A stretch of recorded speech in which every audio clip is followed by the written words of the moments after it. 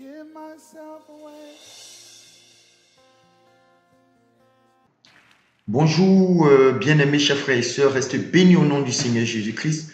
Que la grâce de Dieu vous soit communiquée ce matin et que le réveil spirituel, la vie de Jésus rentre dans vos membres, dans vos âmes et dans vos esprits afin d'être marqués du sceau de Dieu.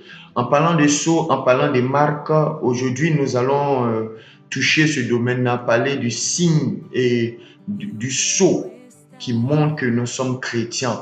Voilà, que nous appartenons à Jésus et que nous sommes de Christ. Aujourd'hui, le Seigneur m'a vraiment mis cela à cœur afin que nous en parlions. Beaucoup disent que je suis de Jésus, j'appartiens à Jésus, je suis de Christ, mais très peu dans toute cette masse humaine appartient réellement à Jésus. Et ça serait vraiment déplorable de mourir et de se retrouver devant Dieu et Jésus te disant, je ne t'ai jamais connu. Moi, ça me fait mal. Moi, j'ai peur. Je crains cela surtout. Et c'est pour cela, quand le Seigneur m'a révélé cette chose, ce message-là, il m'a mis aussi à cœur de le partager à tout le monde. Et moi, quand j'ai reçu cela, franchement, je ne pouvais pas m'arrêter. Il fallait que moi aussi, je m'examine sur la base de l'Écriture, sur la base de la Bible, sur la base de la parole de Dieu. Et c'est sur cette base-là que nous allons aller lire la parole de Dieu et dire comme cela en Romains le chapitre 8, le verset 11. Nous allons aller en Romains le chapitre 8, le verset 11. La Bible dit, si l'esprit de celui qui a ressuscité Jésus d'entre les morts habite en vous, celui qui a ressuscité Christ d'entre les morts rendra aussi la vie à vos membres par l'esprit qui habite en vous. Voilà. Par l'esprit qui habite en vous. Et on va aller un peu plus haut au verset 9. Voici ce que la Bible dit là-bas. Pour vous, vous ne vivez pas selon la chair, mais selon l'esprit. Si du moins l'esprit de Dieu habite en vous. Si quelqu'un n'a pas l'esprit de Christ, il ne lui appartient pas. Si quelqu'un n'a pas l'esprit de Jésus, si quelqu'un n'a pas l'Esprit Saint, il ne lui appartient pas. Je lisais le livre, l'une des lettres, plutôt l'un des discours de Charles Finney, un revivaliste américain qui a vécu il y a très longtemps de cela. Et il avait tellement mis l'accent là-dessus, sur le Saint-Esprit, que cela a créé comme... voilà, cela m'a choqué. Cela a choqué mon entendement. Et du coup, dans l'esprit de tout le monde, quand tu as accepté Jésus, oui, tu es sauvé. Amen. Et beaucoup qui confessent Jésus de leur bouche, on s'est dit quels sont les chrétiens, qu'elles sont sauvés d'avance. Excusez-moi de faire cela en tant qu'un bon Ivoirien, mais le Seigneur m'a fait comprendre quand il nous a rappelé que il y a beaucoup qui diront, nous avons dit Seigneur, Seigneur, nous avons prophétisé, nous avons fait beaucoup de miracles, mais il dira, je ne vous ai jamais connu. Comment est-ce que Christ connaît un homme? C'est en ayant l'esprit de Jésus à l'intérieur de nous. Et comment savoir que l'esprit de Jésus en nous, ça c'est notre paire de manches.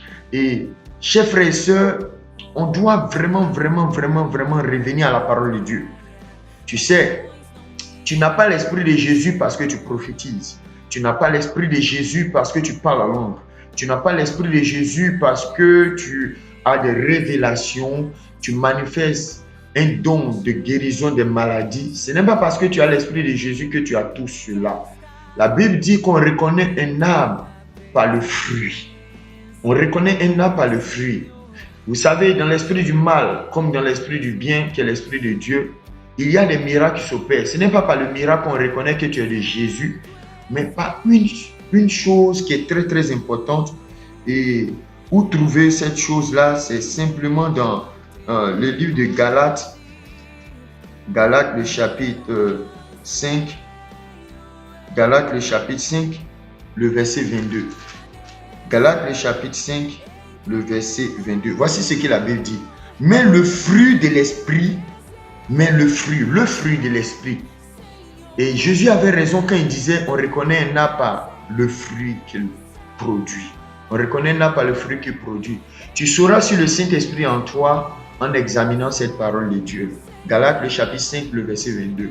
Chers frères et sœurs, Longtemps, surtout dans le milieu évangélique, dans le milieu chrétien, on croit que c'est parce qu'on manifeste un don spirituel qu'on a le Saint-Esprit. Les féticheurs manifestent des dons spirituels, mais non pas le Saint-Esprit. Les marabouts manifestent des dons spirituels, mais non pas le Saint-Esprit. Les parapsychologues manifestent des dons spirituels, mais non pas le Saint-Esprit. Je veux que tu te réveilles un peu, s'il te plaît. Il ne fallait pas qu'on meure et on se retrouve dans Jésus. On a cru avoir fait l'œuvre de Jésus, mais on n'appartenait pas à Jésus. Car la Bible est claire dans le livre de Romains que celui qui n'a pas l'Esprit Saint n'appartient pas à Jésus. Donc, celui-là ne rentrera pas dans le royaume de Dieu. Celui qui meurt sans le Saint-Esprit ne rentrera pas dans le royaume de Dieu.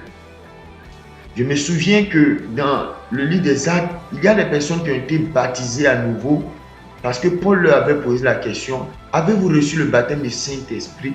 C'est-à-dire, avez-vous reçu le Saint-Esprit habitant en vous? Et ils ont dit, on ne nous a jamais parlé de cela. On ne nous a jamais parlé de cela. Eux, ils ont reçu un baptême. Si tu as été plongé dans l'eau et que tu n'as pas le Saint-Esprit en toi, c'est comme si tu as pris un bain. C'est comme si tu allais à la piscine. Parce que le baptême plongé dans l'eau, totalement dans l'eau, est sorti. C'est un signe et un symbole. Et ce symbole-là n'a de sens que lorsque l'esprit de celui avec qui on signe cette alliance vient habiter en nous. Le baptême n'a de sens que lorsque le Saint-Esprit habite en toi. Car c'est l'Esprit de Dieu, selon Romains encore, qui te rendra capable de plaire à Dieu, qui te rendra capable de faire tout ce que Dieu voudrait que tu fasses. En un mot, qui accomplira ce pourquoi Jésus est venu mourir sur la croix. C'est de créer une nouvelle race d'hommes nés de Dieu, sortis de Dieu, venus au monde par Dieu, et dont lui, Jésus, est le premier-né en tous ses frères et sœurs. En fait, dans la Genèse, on peut le voir là-bas, quand Dieu, avant d'envoyer le déluge, avant de dire à Noé de parler au peuple, avant de construire l'arche, il a dit une chose qui est très importante en Genèse, le chapitre 6, il a dit que il y avait des anges déchus qui sont descendus sur la terre, ils sont sortis avec des filles, des hommes, et puis ils ont eu des enfants qu'on appelait des géants. Et la Bible a vu que Dieu a vu qu'il y avait tellement d'abominations sur la terre, alors Dieu a fait une chose, il a retiré son esprit de l'homme. L'homme n'est que chair sans l'esprit. L'homme ressemble à Dieu lorsqu'il a l'esprit de Dieu en lui. En réalité, quand Dieu disait créons l'homme à notre image et à notre ressemblance, c'est parce qu'il allait lui donner l'essence de sa personne. Sa personne même allait habiter dans l'être humain. Et c'est ce que Jésus et Dieu lui-même avait fait dans la Genèse en soufflant de son esprit dans Adam. Et c'est alors qu'Adam était un homme vivant, un être vivant. Et Jésus avec ses disciples dans Jean le chapitre 20 a fait la même chose aussi. Lorsque dans Jean le chapitre 20, le verset 21, le verset 22, il lui finit de leur parler, la Bible dit, il souffla sur eux comme cela, avec un vent qui est sorti, et la Bible a dit que Jésus a dit, en faisant cela, recevez l'Esprit Saint. Chers frères et sœurs, l'Esprit Saint est tellement important, il est la marque, le sceau. Le diable aura sa marque qui est le 666, et Dieu a sa marque qui est le Saint-Esprit. Je reprends.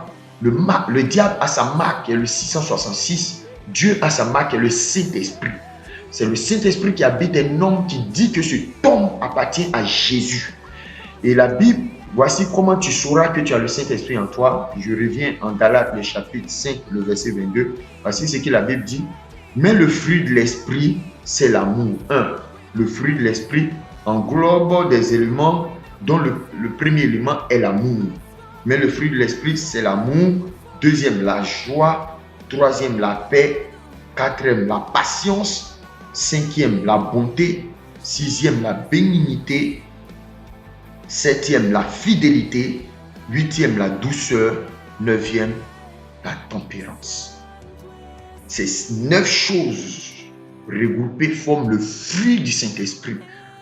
Alors, quand tu produiras toutes ces choses, ces 9 choses, tu sauras que tu as le Saint-Esprit en toi. Chers frères et sœurs, ne nous laissons pas berner par les messages sataniques Te laisse croire que si tu es prospère, si tu commences à avoir de l'argent ou tu as un travail, c'est parce que Dieu est avec toi ou que Dieu est pour toi. C'est quand tu produis les fruits de l'esprit que tu sais que tu appartiens à Jésus. Alors restez bénis, commencez à vous examiner. C'est très important de s'auto-examiner. Il est vraiment facile de critiquer les autres, mais vraiment difficile de s'auto-examiner. Examine-toi, examinons-nous si nous avons le Saint-Esprit. Car à quoi me servirait à moi, serviteur Jean-Christelle Liao, de prêcher, de partager des vidéos d'éducation sur le net et de mourir un jour et puis Dieu me dit, je n'étais jamais connu. Tout simplement parce que je n'ai pas fait ce qui est important pour voir si j'ai vraiment le Saint-Esprit. Et demander à Dieu de me donner l'Esprit de Dieu, l'Esprit de Jésus, afin d'appartenir à la grande famille de Jésus. Shalom, et que le réveil vous touche. Au nom de Jésus, restez bénis et que la Côte d'Ivoire et le monde entier soient réveillés. Amen.